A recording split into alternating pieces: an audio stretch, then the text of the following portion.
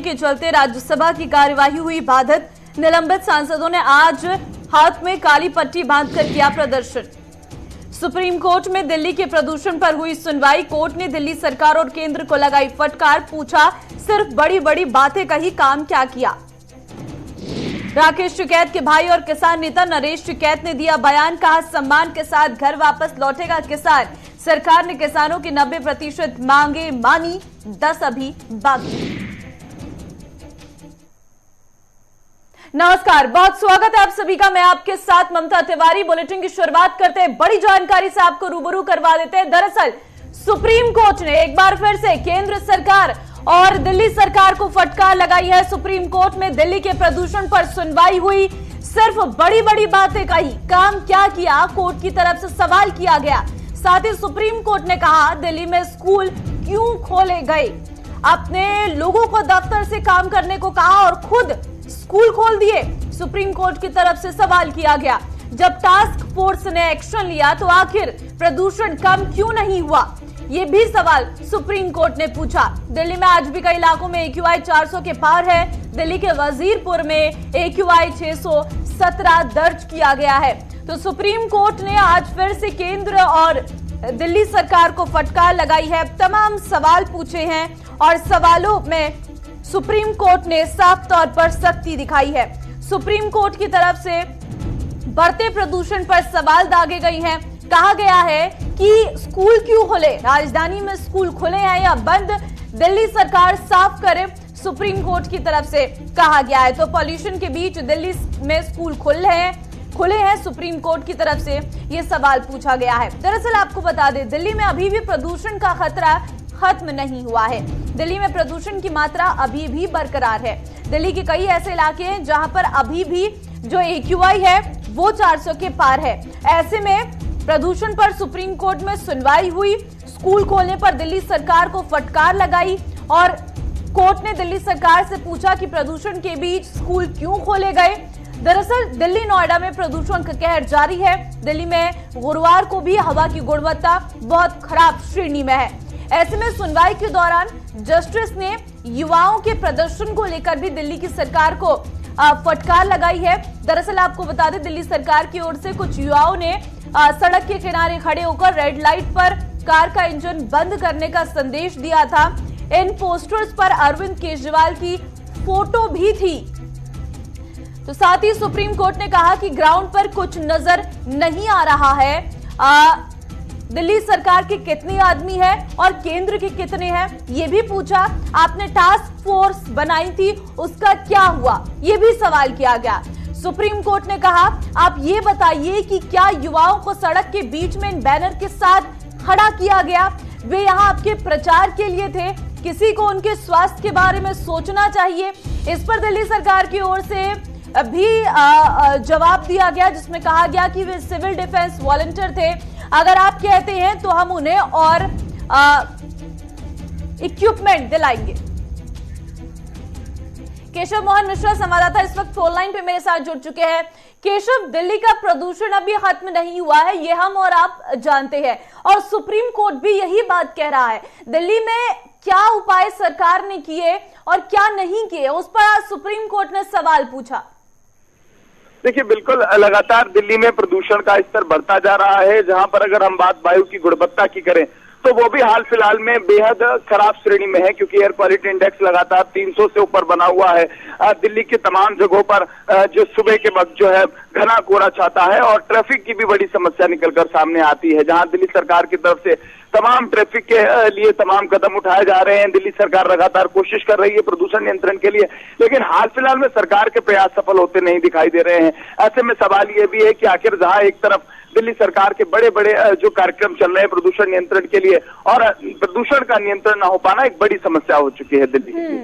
केशव, एक सवाल और उठाया गया है सुप्रीम कोर्ट की तरफ से उन युवाओं पर जो हमें ट्रैफिक लाइट्स पर नजर आते हैं हाथ में बैनर लिए, जिन पोस्टर्स में लिखा जाता है कि रेड लाइट ऑन गाड़ी ऑफ, उसमें केजरीवाल की फोटो क्यों है, ये सवाल उठा। साथ ही उन युवाओं की जिंदगी को क्यों खतरे में डाला जा रहा है। देखिए, बिल्कुल अगर हम बात करें तो दिल्ली के तमाम ट्रैफिक्स पर जो है सिविल डिफेंस के जो नौजवान हैं वो कार्यरत होते हैं और लगातार युद्ध प्रदूषण के विरुद्ध के तहत जो रेड लाइट अभियान है उसके लिए लगातार वो वॉलंटियर लगे हैं। विपक्ष आरोप लगा रहा है कि इन युवाओं को जो है सुबह से लेकर शाम तक खड़ा किया जाता है, लेकिन दिल्ली सरकार की सफाई है कि दिल्ली में जो लोग रेड लाइट ऑन ऑफ होते वक्त भी, जब रेड लाइट होती है उस वक्त भी जो गाड़ियां हैं उनको स्टार्ट रखते हैं और दिल्ली सरकार ये अपील करती है कि जब आप रेड लाइट पर खड़े हो तब अपनी गाड़ी को जो है बंद कर लें। ऐसे में उन तमाम लोगों को जागरूक करने के लिए इन तमाम वॉलंटियर्स को दिल्ली के तमाम रेड लाइट्स पर खड़ा किया गया है। ऐसे में दिल्ली सरकार ये कहती है कि 10% 5% प्रदूषण दिल्ली का इसमें रुकता है। पिछले साल भी अभियान चला था और इस साल भी दिल्ली सरकार की तरफ से अभियान चलाया जा रहा है। हजारों की संख्या में वॉलंटियर्स दिल्ली के तमाम जो रेड लाइट है उन पर खड़े होकर मुस्तैदी के साथ खड़े हैं, लेकिन विपक्ष लगातार इस पर भी एक आरोप लगाता हुआ दिखाई देता है। केशव, साथ ही दिल्ली सरकार से स्कूलों पर भी सवाल किया गया है, कब तक जवाब दिल्ली सरकार को देना है इस पर? देखिए, अगर हम बात करें तो दिल्ली सरकार के जो तमाम स्कूल हैं वो भी लगातार खुल रहे हैं और अब दिल्ली सरकार ने तमाम स्कूलों को खोलने का काम जारी कर दिया है। लेकिन हाल फिलहाल में जो स्थिति दिल्ली में प्रदूषण की बनी हुई है, स्थितियां गंभीर हैं। सरकार की तरफ से लगातार कदम उठाए जा रहे हैं, जहां सुप्रीम कोर्ट भी फटकार लगाता दिखता है कि दिल्ली में आखिर प्रदूषण क्यों नहीं नियंत्रण हो पा रहा है, क्योंकि प्रदूषण की समस्या एक लंबे वक्त से दिल्ली में बनी हुई है। तमाम कदम दिल्ली में उठाए जा रहे हैं। आने वाले समय में विशेषज्ञों का कहना है कि हाल फिलहाल में जब प्रदूषण से दिल्ली के लोगों को राहत मिलेगी तभी आने वाले समय में कुछ स्थिति साफ होती हुई दिखाई देगी। तमाम जानकारी देने के लिए फिलहाल आपका बहुत धन्यवाद। तो दिल्ली में बढ़ते प्रदूषण के बीच अब सुप्रीम कोर्ट की तरफ से दिल्ली सरकार को भी और केंद्र सरकार को भी बड़ी फटकार लगाई गई है। तमाम सवाल सुप्रीम कोर्ट ने उठाए हैं। फिलहाल आगे बढ़ते हैं, बात संसद की कर लेते हैं। दरअसल संसद के दोनों सदनों में आज फिर हंगामा हुआ। हंगामे के चलते राज्यसभा की कार्यवाही बाधित हुई है। निलंबित सांसदों का आज भी धरना प्रदर्शन जारी रहा। सांसदों ने हाथ में काली पट्टी बांधकर अपना प्रदर्शन किया है।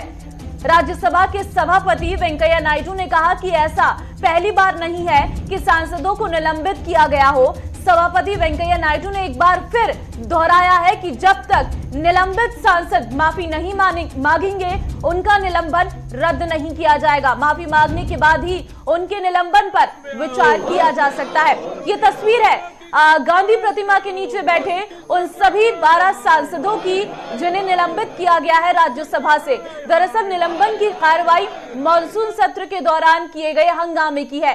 3 तस्वीर आपको दिखा रहे हैं। विपक्ष का अलग अलग दिन का प्रदर्शन है। 30 नवंबर, 1 दिसंबर और 2 दिसंबर का ये प्रदर्शन है। लगातार 3 दिन से ये मुद्दा गरमाया हुआ है और ये 12 विपक्ष सांसदों के राज्यसभा से निलंबन को लेकर विपक्ष का हंगामा है। आप देख सकते हैं गांधी प्रतिमा के नीचे खड़े और बैठकर ये सभी विपक्षी दल विरोध जता रही हैं और मांग कर रही हैं कि जो सांसदों को निलंबित किया गया है उनका निलंबन निरस्त किया जाए और उन्हें दोबारा से सदन में वापस लाया जाए। लेकिन दूसरी तरफ अगर बात हम राज्यसभा के सभापति की करें तो उनकी तरफ से कहा गया है कि वो सांसद माफी मांगे। Constitution cast a huge responsibility on the legislatures and elected representatives of the people. Since I can't go public with my anguish in any other day, please sit down. You can't dictate and disrupt the chairman. I public with my anguish since I can't go the public with anguish or any other way. We heard the leader of the opposition also. Please sit down. Yeah.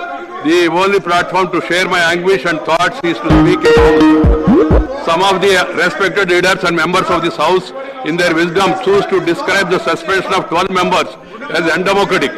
I have struggled to understand if there was any justification in that kind of narrative being propagated, but could not. The latest suspension is not the first time to have happened. Such a suspension of members, starting in 1962, happened on 11 occasions till 2010.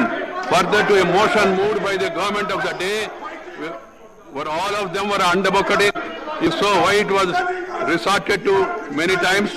The rules of procedure and conduct of business in the Council of States clearly provides for the suspension of members for disrupting the proceedings of the House and for misconduct lowering the dignity of the House under Rule 255 and 256.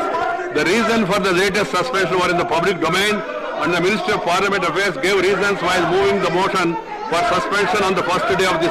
I hope the entire country is watching what is happening.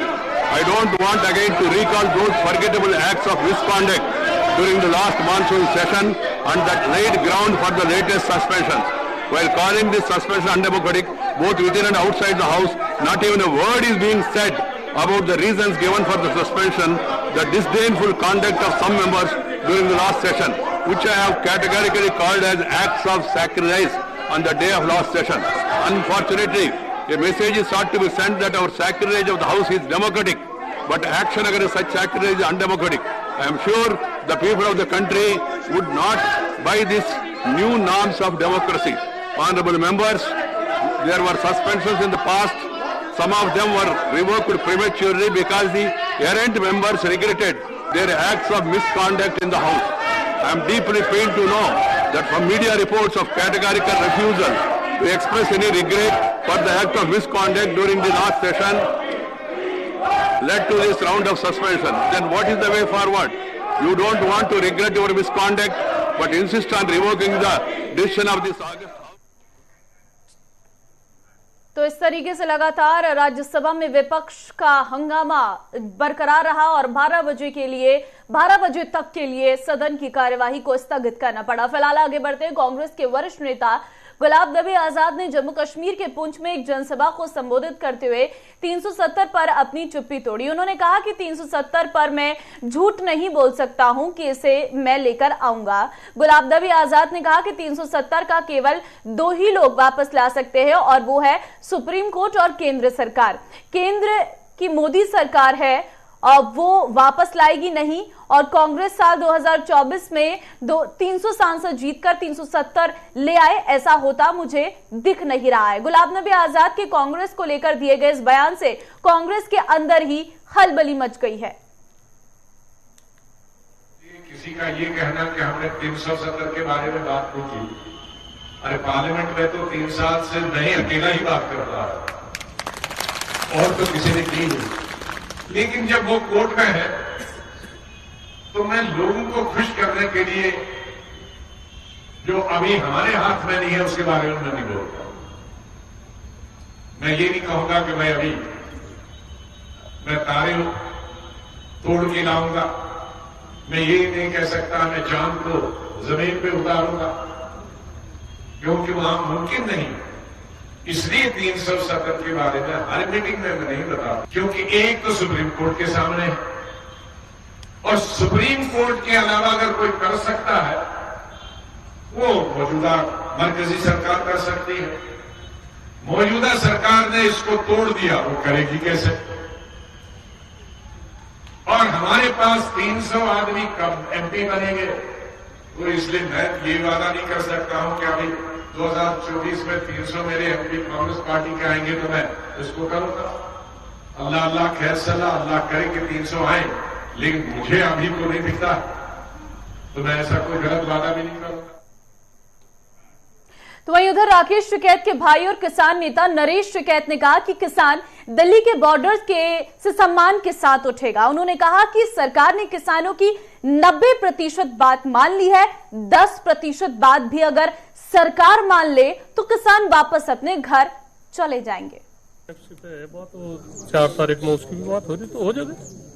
सरकार लगातार back foot पर आ रही है, किसान अभी भी वहाँ पर आंदोलन कर रहे हैं, बॉर्डर पर हैं। सरकार को क्या बैकफुट पाने की वो है बातचीत, बैकफुट का है तो समझौता है, तो जो समझौता कर रहे, जो किसानों का हक है उसका वो कर रहे, कोई एहसान थोड़ा ही कर रहे हैं किसानों पे। बॉर्डर पर जो किसान है उन्हें वापस आ जाना चाहिए अपने घर, या नहीं आ जाएंगे वापसी, तो वहाँ कोई खुशी में थोड़ा ही बैठे आ जाएंगे। तो ये तो 90% तो निमट ही ली बात, 10% है, 10% भी 4 तारीख में साथ हो जाएगी बात, तो उठ जाऊंगे इज्जत के साथ में उठेंगे। चलिए अब बात उत्तर प्रदेश की कर लेते हैं। गृह मंत्री अमित शाह और सीएम योगी का आज सहारनपुर का दौरा। आपको जानकारी दे दें कि मां शाकुंभरी देवी राज्य विश्वविद्यालय का शिलान्यास करेंगे। गृह मंत्री और सीएम योगी आदित्यनाथ जनसभा को संबोधित करेंगे। कार्यक्रम जनता रोड पर होगा और आपको जानकारी दे दें कि मां शाकुंभरी देवी राज्य विश्वविद्यालय का शिलान्यास का एक कार्यक्रम है। कार्यक्रम स्थल पर हजारों संख्या में सुरक्षा कर्मियों की ड्यूटी लगाई गई है।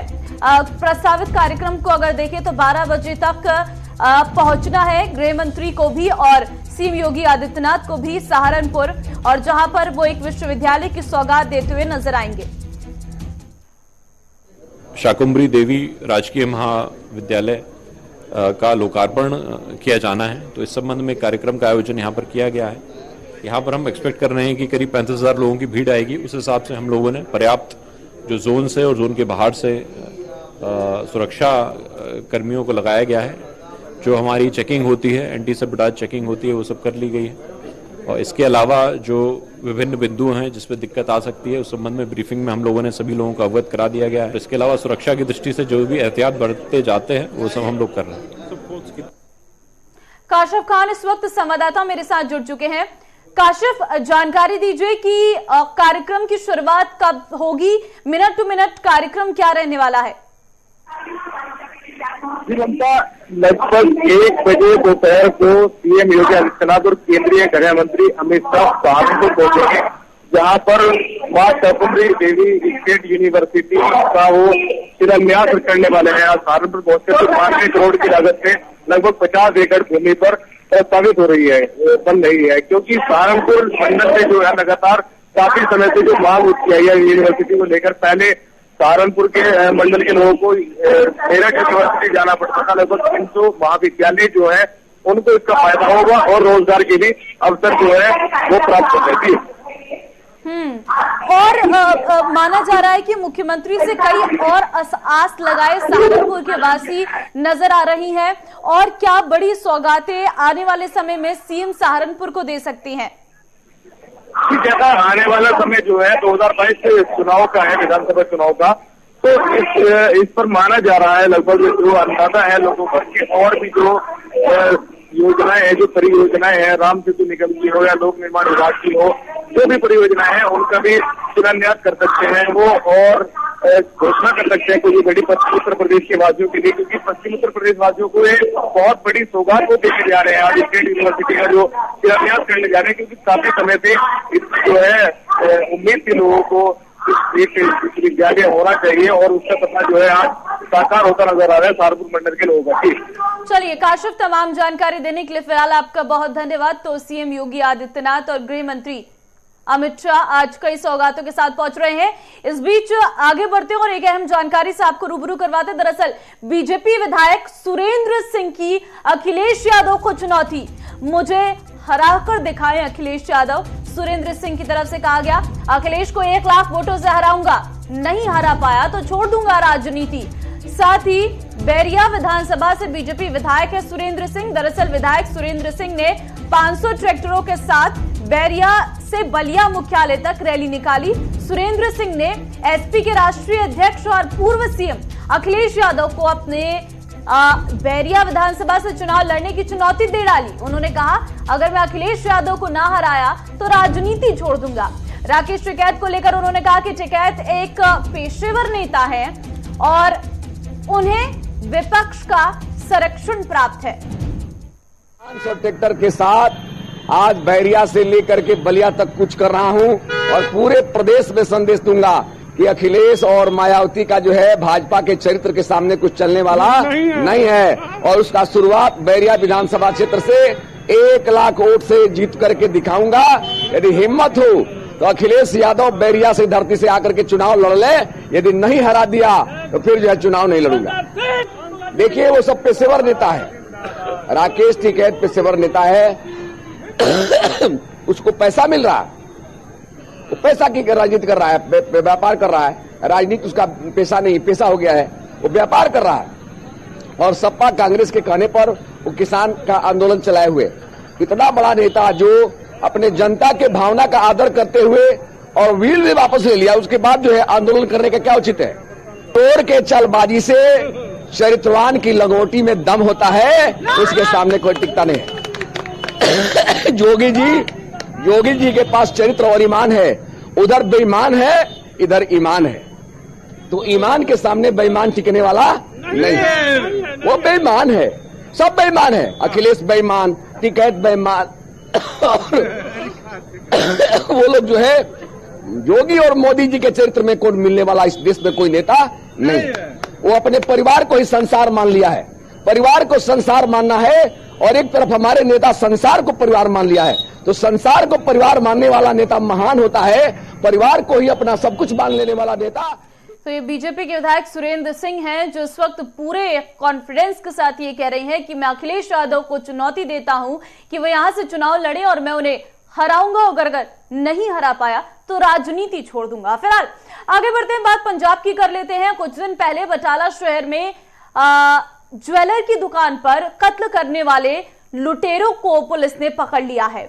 इस मामले में एक आरोपी करण को बटाला पुलिस ने पहले ही गिरफ्तार कर लिया था। पुलिस ने दावा किया है कि उस वारदात को अंजाम देने वाले 8 नौजवान आए थे। इनमें से 3 को गिरफ्तार किया गया है। उनके पास से 32 बोर का देसी पिस्टल और जिंदा कारतूस भी बरामद हुए हैं।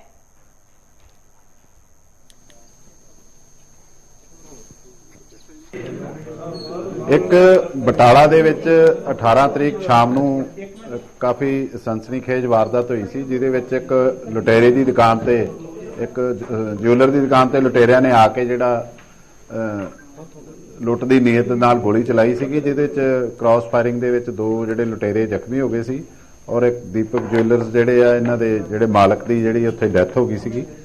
ਔਰ ਇਹ ਜਿਹੜੇ ਦੋਨੋਂ ਲੜਕੇ ਉਸੇ ਰਾਤ ਹੀ ਅਸੀਂ ਡਿਟੈਕਟ ਕਰ ਲਏ ਸੀ, ਗਾਰਦ ਲਗਾ ਦਿੱਤੀ ਗਈ ਸੀ, ਅੰਡਰ ਕਸਟਡੀ ਸੀਗੇ।